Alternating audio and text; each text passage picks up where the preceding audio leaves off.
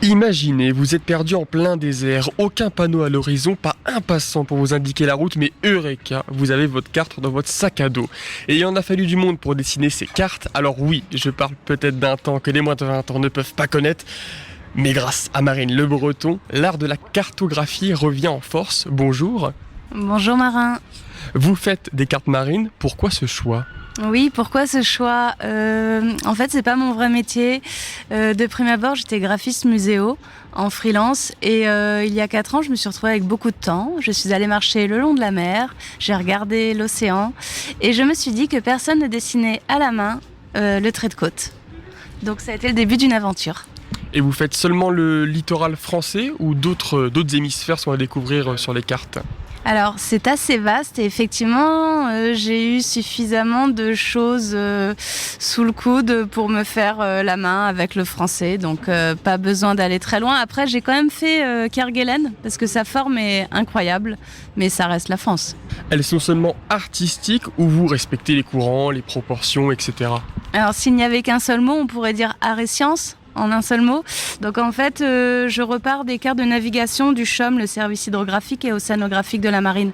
Et ensuite, je vais chercher tout ce qui est info manquante sur Géoportail, donc l'IGN.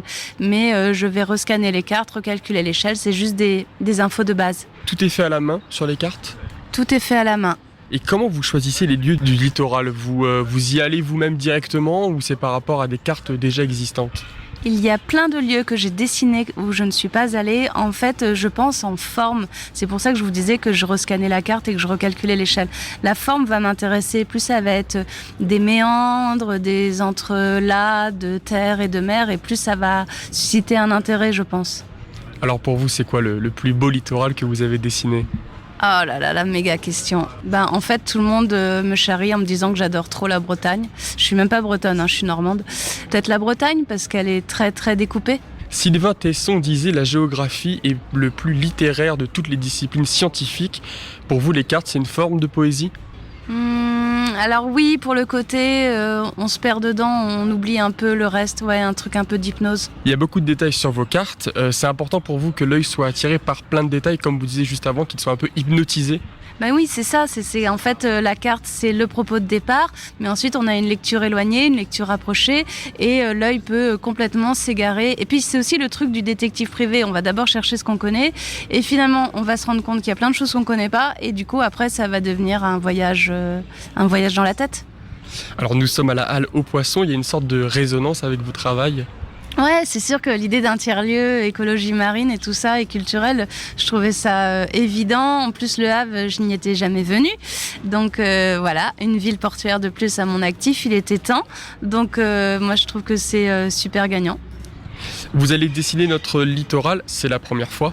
Ouais, la grande carte du Havre en 1 mètre de large par 70 cm de long. Ça prend combien de temps de dessiner une carte de cette ampleur ? Alors là, je suis un peu embêtée parce que je me suis engagée à la faire en 10 jours. Et tous les jours, je la regarde en me disant que j'aurais jamais fini. On y croit quand même. De toute façon, je vais bosser le soir et puis on verra bien. Il y a une exposition de prévue, on peut acheter vos cartes marines ou c'est surtout pour observer votre travail ? Donc là, jusqu'au 10 août, je suis là dans un box éphémère. Donc je vends des carnets, des tirages numérotés signés en petite série. Et puis après, une fois que je suis repartie, les cartes restent visibles pour une exposition, mais on peut toujours me contacter via Instagram et tout ça. Alors supposons j'achète une carte marine, est-ce que pour l'exposer chez moi, je dois la mettre à un emplacement précis ? Est-ce que le stylo, ça peut partir avec la lumière du soleil, etc. Alors ici, je vends pas les originaux, c'est plutôt en galerie. Mais les tirages, c'est plus des tirages au prix accessible. Et là, c'est de la giclée ultra chrome. On estime la durée de vie d'un tirage en giclée entre 70 et 100 ans. Donc là, à ce niveau-là, pas de souci, c'est des bons produits.